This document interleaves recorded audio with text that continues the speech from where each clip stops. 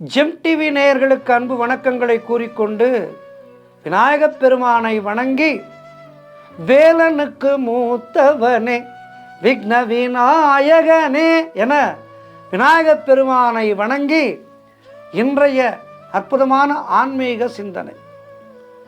இன்றைக்கு நாம் பார்க்க இருப்பது உலக பிரசித்தி பெற்ற பழனிமலை முருகன் ஆலயத்தினுடைய அந்த ரகசியத்தை பற்றித்தான் இன்றைய நாளிலே ஆன்மீக சிந்தனையிலே நாம் சிந்திக்க இருக்கின்றோம். பழனி முருகன் மனிதர்களால் அந்த ஆலயம் அமைக்கப்படவில்லை.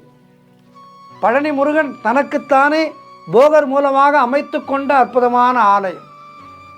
ஆகவே அந்த ஆலயத்துக்கு மிகப்பெரிய சக்தி உண்டு. முருகப்பெருமான் அங்கு நமக்காக அருள் காட்சி தந்து கொண்டு நம்மையெல்லாம் வாழ வைத்து கொண்டிருக்கின்றார். பழனி முருகனை தரிசிப்பவர்களுக்கு என்றென்றும் ராஜ வாழ்க்கைத்தான் அமையும். ஒரு சொட்டு வியர்வை துளியை கூட அந்த வியர்வை துளியை குடிப்பதற்காக அங்கே பக்தர்கள் காத்து கிடக்கின்றார்கள். பழனிமலை முருகனுக்கு நாம் தனியாக ஏதும் விளம்பரம் செய்ய வேண்டிய அவசியமே இல்லை.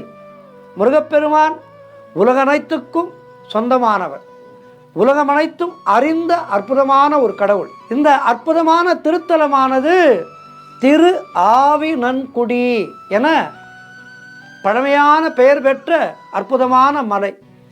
இந்த பழனிமலை மேலே விட்டிருக்கின்ற தண்டாயுதபாணி இந்த விக்கிரகமானது, இந்த சிலையானது நவபாஷாணம் என்ற 9 வகையான மூலிகைகளால் செய்யப்பட்டது. போகர் சித்தர் தனது சீடர் புலிப்பாணி உள்ளிட்ட மற்ற சீடர்களோடு உதவியோடு கன்னிவாடியிலே உள்ள மெய்கண்ட சித்தர் குகையிலே இந்த நவபாஷான சிலை செய்யப்பட்டிருக்கின்றது.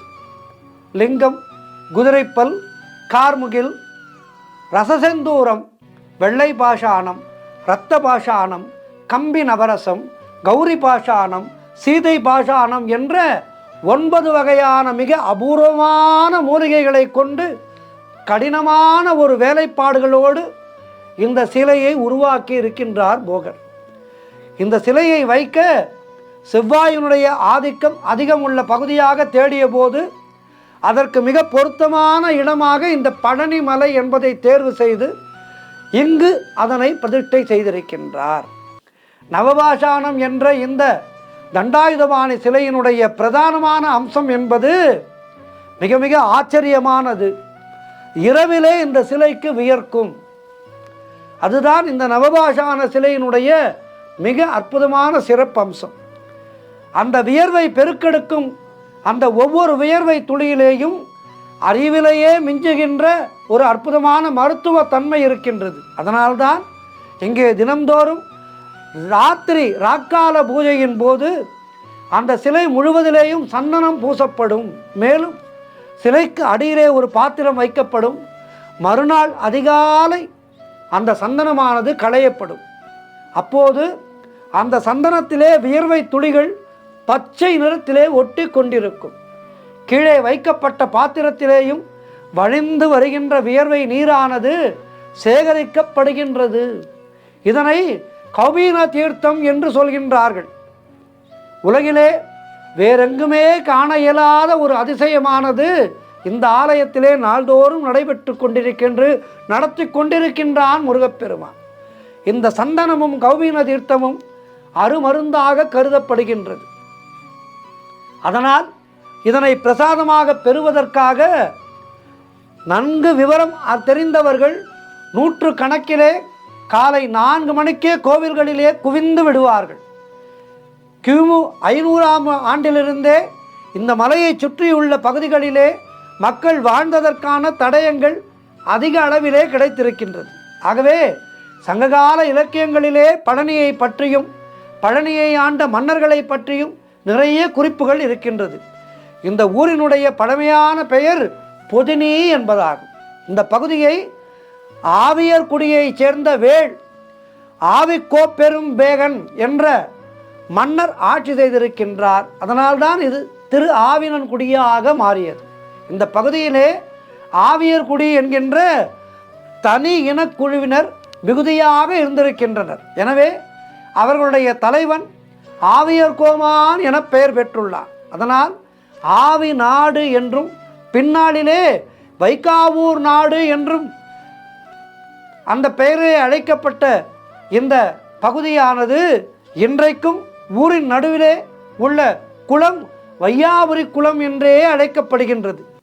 தற்போது மலை மீது காணப்படுகின்ற கோவில் பிற்கால பாண்டிய மன்னர்களின் கட்டுமான பாணியிலே இருக்கின்றது. என்றாலும் இந்த ஆலயமானது மிக மிக தொன்மையானது என்பதற்கு நிறைய ஆதாரங்கள் இருக்கின்றது. கிபி 9ஆம் நூற்றாண்டிலே சேர மன்னர்களால் கோவிலிலே திருப்பணிகள் துவக்கப்பட்டதாக சாசனங்கள் கூறுகின்றது. கோவிலினுடைய கருவறையின் வடப்புற சுவரிலே உள்ள சடையவர்மன் வீரபாண்டியன் கல்வெட்டு கிபி 13ஆம் நூற்றாண்டிலே கட்டப்பட்டிருக்கலாம் என குறிப்பிடப்படுகின்றது. கருவறை சுவர்களிலே உள்ள 4 கல்வெட்டுகளிலே ஒன்று கிருஷ்ணதேவராயர் காலத்தை சார்ந்தது, அதாவது கிபி 1520. இந்த கல்வெட்டிலே தான் ஸ்ரீ பழனிமலை வேலாயுத சாமி என்கின்ற பெயர் இடம்பெற்றிருக்கின்றது. மற்ற கல்வெட்டுகளிலே இங்குள்ள மூலவரை இளைய நாயனார், அதாவது சிவபெருமானுடைய இளைய மகன் என்றே சுட்டிக்காட்டப்படுகின்றது. விஜயநகர மன்னர் மல்லிகார்ஜுனர் காலத்திலே, அதாவது கிபி 1446 அவரது பிரதிநிதியாக அன்னமராய உடையார் என்பவர் இந்த பகுதிக்கு நிர்வாகியாக இருந்திருக்கின்றார் என்பது அங்கிருக்கின்ற கல்வெட்டுகளிலே இருந்து தெரிகின்றது. அந்த காலத்திலே 3 சந்தை கால பூஜைகளுக்கு திருவமுது, நந்தாவிளக்கு, திருமாலை, திருமஞ்சனம் சாத்துவதற்கான செலவுகளுக்காக ரவிமங்கலம் என்ற ஊர் நன்கொடையாக வழங்கப்பட்டிருக்கின்றது. இந்த ரவிமங்கலத்திலே கிபி 9ஆம் நூற்றாண்டைச் சேர்ந்த முற்கால பாண்டியர் கால பாடல் பொறிக்கப்பட்ட கல்வெட்டு ஒன்று கண்டுபிடிக்கப்பட்டு தற்போது அந்த கல்வெட்டு பழனிமலை அருங்காட்சியகத்திலே வைக்கப்பட்டிருக்கின்றது. இவற்றிலிருந்து இந்த பழனிமலையினுடைய தொன்மையை நாம் அறியலாம். குண்டிருக்கும் இடமெல்லாம் குமரன் இருக்கும் இடமாக அன்னை பார்வதி தேவி கூறியது என்பது எத்துணை உண்மையானது என்பதை நாம் அறிந்து கொள்ளலாம். இந்த பழனிமலை கோவிலிலே தினமும் 6 கால பூஜைகள் அருமையாக நடைபெறுகின்றன. ஊருக்கு வடமேற்கே உள்ள பெரிய நாயகி அம்மன் கோவிலும் மிக பழமையானது, பிரசித்தி பெற்றது. தமிழ்நாட்டிலேயே ரோப்கார் மற்றும் விஞ்சி எனப்படுகின்ற மலை இழுவை ரயிலை பக்தர்களுடைய வசதிக்காக இங்கு அமைக்கப்பட்டிருக்கின்றது என்பது அற்புதமான ஒரு விஷயமாகும். அறிவியல் விஞ்ஞானம் ஒருபுறம் வளர்ச்சி அடைந்தாலும் அதையும் தாண்டி ஆன்மீகம் என்பது நாம் தேட தேட நமக்கு கிடைத்து கொண்டிருக்கின்ற புதையல் என்பதை நாம் இந்த பழனிமலையில் இருக்கின்ற இரகசியங்களிலே இருந்து அறிந்து கொள்ளலாம். ஆகவே இறை சக்தி என்பது நம்மை நாள்தோறும் வழிநடத்துகின்ற அற்புதமான சக்தி. இறைவன் ஒருவன் இருக்கின்றான் என்பதை நாம் அனுதினமும் நமக்கு நடக்கின்ற பற்பல செயல்களிலே இருந்து நாம் தெரிந்து கொள்ளலாம். ஆகவே இந்த பழனிமலை முருகனை பணிபவர்களுக்கு எல்லா விதமான நலன்களும் கிடைக்கும் என்பது ஐதீகம். ஒரு மூட நம்பிக்கை விளங்குகின்றது. பலர் நினைத்து கொண்டிருக்கின்றார்கள், கோமனாண்டியாக இருக்கின்ற முருகப்பெருமானை தரிசித்தால் நாமும் கோமனாண்டியாகி விடுவோம், நம்முடைய செல்வங்கள் எல்லாம் போய்விடும் என்றெல்லாம் ஒரு சாரார் தவறான கருத்துக்களை பகிர்ந்து கொண்டிருக்கின்றார்கள். அவர்கள் மூடர்கள். உண்மையிலேயே முருகப்பெருமான் எல்லாமே இருந்தும் எல்லாவற்றையும் நான் துறந்தவன் என்கின்ற அற்புதமான ஒரு தத்துவத்தை நமக்கு சொல்கின்ற கடவுள்.